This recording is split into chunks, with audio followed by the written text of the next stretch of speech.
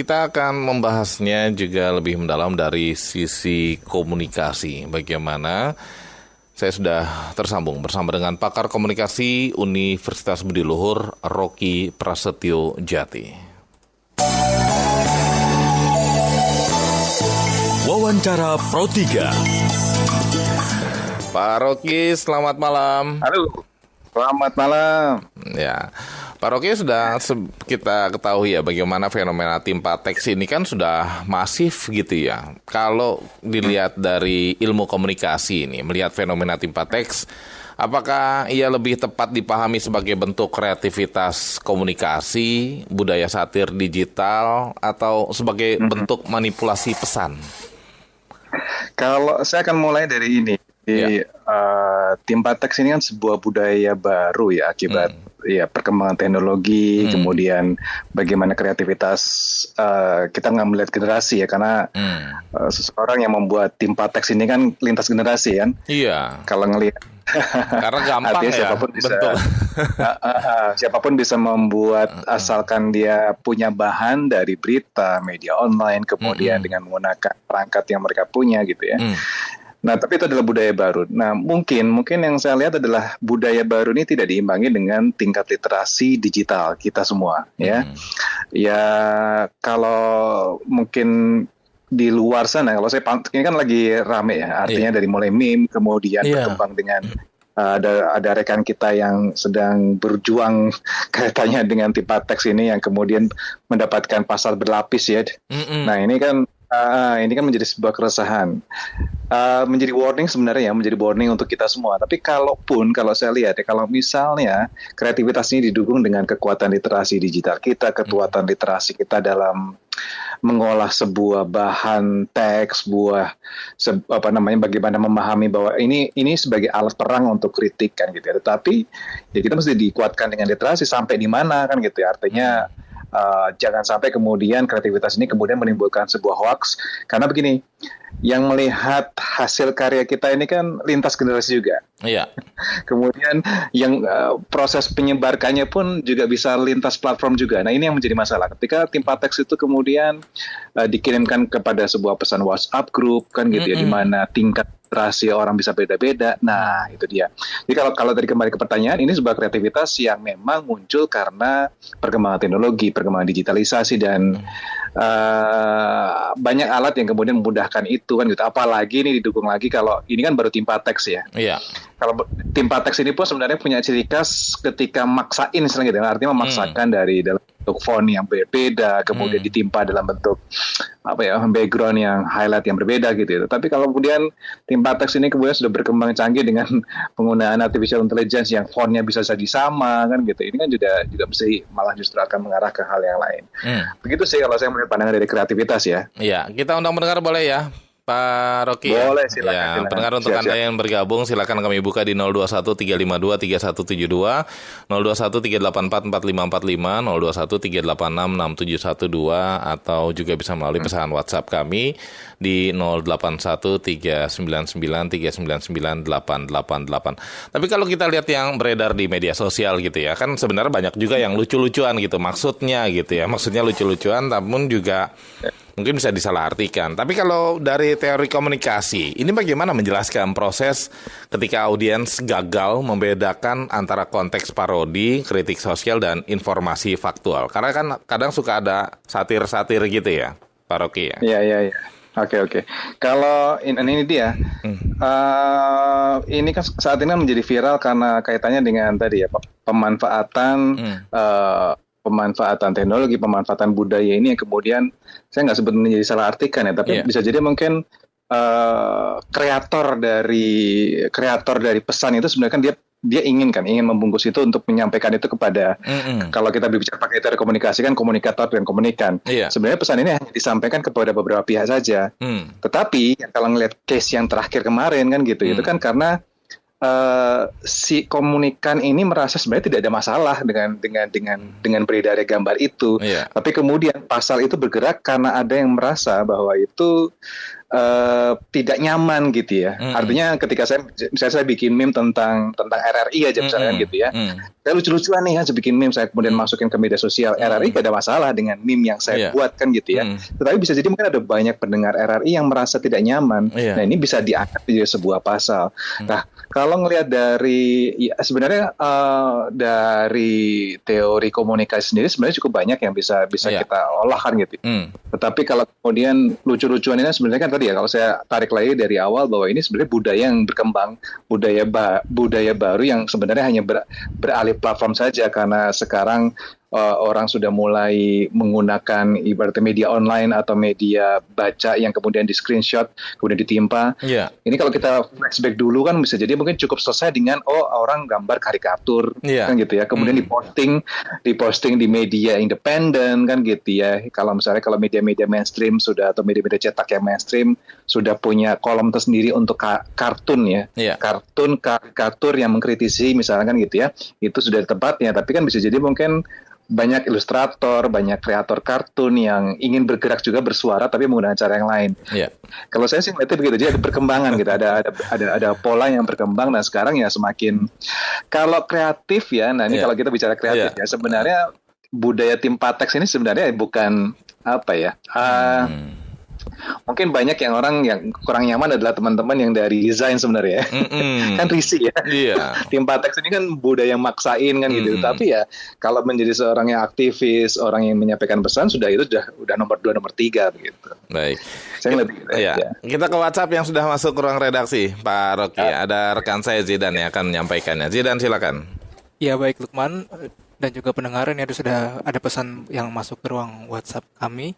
Pertama dari Pak Andi di Surabaya. Pak Andi mengatakan menurut Pak Andi, timpa teks memang bisa menghibur, tapi jangan sampai isi parodinya merugikan atau memperlakukan orang lain. Bercanda tetap harus ada batasnya. Kemudian ada Bu Siti di Pekanbaru. Fenomena timpa teks sekarang memang lagi ramai. Kreatif itu menurut Bu Siti, kreatif itu bagus, tetapi kalau memakai tulisan atau nama orang lain, sebaiknya tetap berhati-hati agar tidak menimbulkan masalah. Kemudian ada Mas Rizky di Duri. Saya sering melihat timpa teks yang lucu di media sosial. Namun sebelum ikut membagikan, Pak Rizky juga harus memastikan tidak ada pihak yang dirugikan. Demikian Lukman. Baik, terima kasih Zidan. Bisa ditanggapi Pak Rocky, silakan. Mohon bisa diulang, saya sempat bisa dibantu untuk diringkas. Iya, intinya ini banyak yang menghibur, tapi harus ada batasannya. Bagaimana ini juga tidak merugikan orang yang digunakan untuk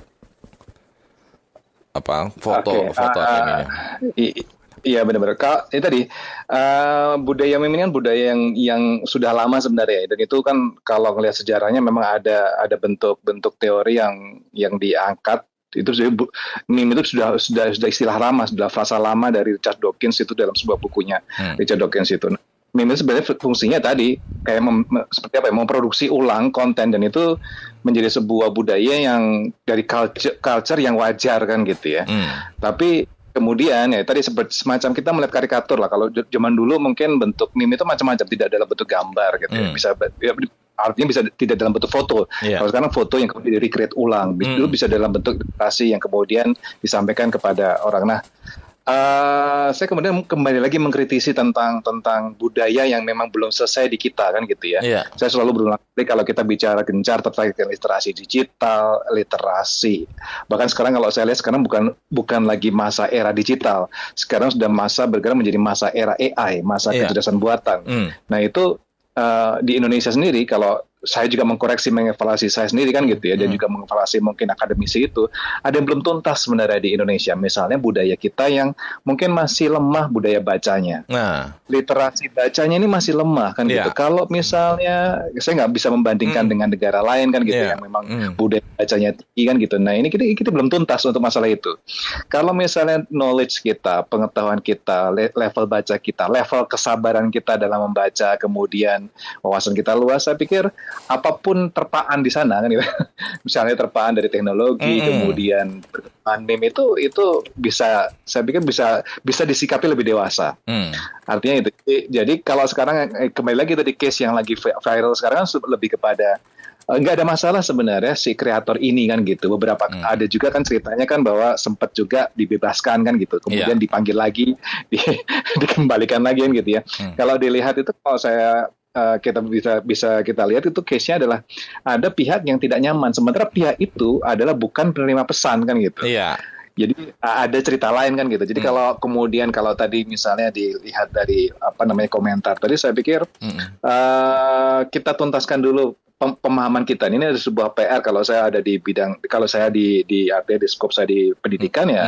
Ini menjadi PR kita semua, PR kami. Kemudian kalau dari RRI bagaimana bisa memberikan literasi sebanyak-banyaknya kepada masyarakat Indonesia bahwa ada yang belum selesai nih di kita, ada banyak perjuangan. Ada PR dari Kemendikbudristek, ada PR penting dari Kemendikbudrismen kan gitu ya, sehingga masyarakat kita lebih siap untuk menerima pesan-pesan yang, karena kan yang bisa ngebaca ini kan sudah lintas generasi tadi ya, masalah di situ sih. Iya. Dan itu pun multi platform. Iya, makanya kalau kita lihat kan mungkin sasaran tembaknya bukan usia itu gitu, tapi salah gitu. Tapi kalau kita bicara gawai dan media sosial ini kan sudah digunakan ya di segala kalangan usia ini. Iya. Dan kalau pesan itu masuk ke WhatsApp itu kan siapapun bisa baca kan gitu ya. Apalagi kalau adminnya sudah membebaskan untuk silahkan mengirim pesan gitu, mengirim pesan nggak ada pagarnya kan gitu ya. Gatekeepernya udah hilang kan gitu, dan itu berbahaya ketika tadi ada pesan yang kemudian tidak bisa diterima kan gitu. Dan itu bisa dilaporkan gitu. Itu sih. Iya, kalau kita lihat kan kemarin juga sempat ramai itu MBG, Mas Bahlil Ganteng itu kan ya, itu kan sebenarnya sudah memenuhi unsur, tapi yang bersangkutan kan juga tidak tidak tersinggung. Tidak ada masalah, dan justru ada beberapa pihak yang memanfaatkan itu menjadi sebuah momen untuk menaikkan Pak Bahlil kan gitu.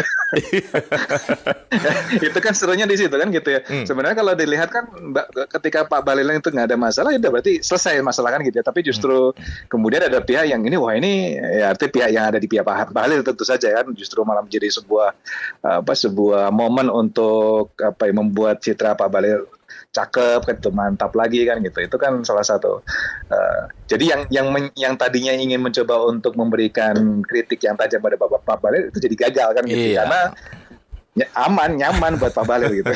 Jadi lucu-lucuan malah gitu ya. Ya, betul. Ya, betul. Pak Rocky, kalau kita bicara dari sisi komunikasi gitu ya, bagaimana melihat perbedaan antara satir digital yang bertujuan mengkritik dengan manipulasi informasi yang bertujuan membentuk opini publik secara tidak jujur? Karena kan kalau kita lihat ini literasi orang kan beda-beda gitu dalam menangkap informasi yang beredar di media sosial ini. Ini kemudian menjadi sebuah PR lagi, bukan PR sebenarnya, dia tantangan baru untuk berkembangnya media massa yang sekarang sudah multi platform ya.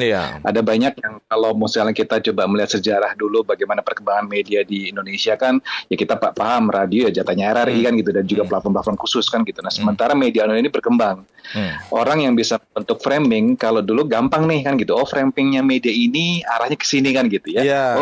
Arahnya untuk kritik kepada pemerintah, ini saran yang produktif untuk pemerintah. Jadi itu bisa dibaca kan gitu ya. Tapi kalau sekarang kan gitu ya, ketika orang bebas, bahkan everyone can be a broadcaster, semua orang bisa menciptakan media kan gitu ya. Bahkan media sosial yang istilahnya media sosial yang kemudian berkembang tanpa harus sekarang banyak berkembang media sosial yang dimanfaatkan untuk sarana informasi. Nah ini kan juga bermasalah juga kan gitu ya. Bermasalah ketika tidak ada orang yang bisa mengklarifikasi.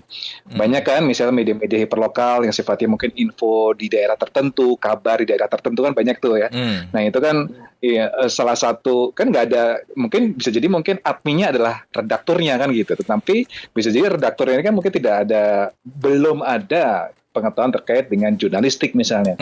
Nah, ini yang kemudian menjadi sebuah bahan diskusi lanjutan bahwa ketika semua orang itu bisa menciptakan sebuah informasi, menciptakan sebuah pesan dikirimkan kan gitu, sementara nggak ada gatekeepernya, tidak ada proses jurnalistik yang matang kan gitu ya.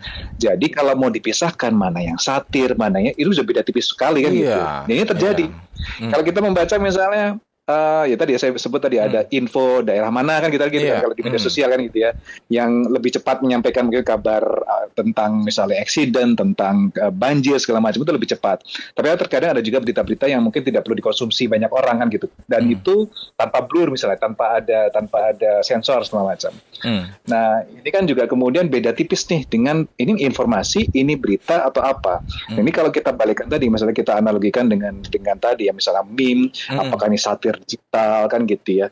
Nah kreatornya seperti tadi ya, kreatornya mungkin lihat ini sebuah pesan yang ingin disampaikan kepada pemerintah misalkan gitu. Tetapi satu sisi kreator sebenarnya tidak berharap banyak kan gitu. Artinya oke, saya kirim saja tapi dampak itu nanti deh kan gitu ya. Nah, begitu terjadi di case kemarin terjadi sebenarnya bahwa penerima pesan kan gitu ya, itu nggak ada masalah kan gitu ya. Tetapi kemudian yang bermasalah ada orang-orang yang tidak nyaman. Nah, orang tidak nyaman itu, nah ini saya nggak bisa sebut karena mungkin di ranah hukum ya, di ranah yang lain ya gitu. Yang tidak nyaman itu mungkin memanfaatkan momen ini untuk gitu membawa kreator ini ke ranah hukum kan gitu. Jadi mungkin sekarang di era yang sudah serba tipis kan gitu ya. Jadi karena semuanya bisa menjadi semuanya jadi kreator kan gitu ya. Nah kalau kita lihat kan sebenarnya karakteristik dan audiens platform media sosial ini berbeda-beda. Taruhlah kalau kita misalnya tadi konten satir gitu kita lempar ke X atau dulunya Twitter gitu ya. Ini kan cenderung didominasi oleh pengguna berpendidikan tinggi dan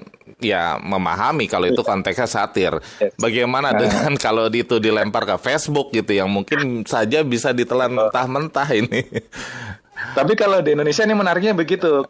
Menariknya adalah mungkin di luar misalnya, di luar itu bisa di luar Indonesia itu bisa dipetakan tuh, oh ini X itu siapa, ini kemudian Facebook itu siapa kan gitu ya. Sementara di Indonesia mungkin pemetaannya agak-agak rumit kan gitu ya, karena meskipun kalau dikategorikan usia sekarang mungkin akan lebih mudah.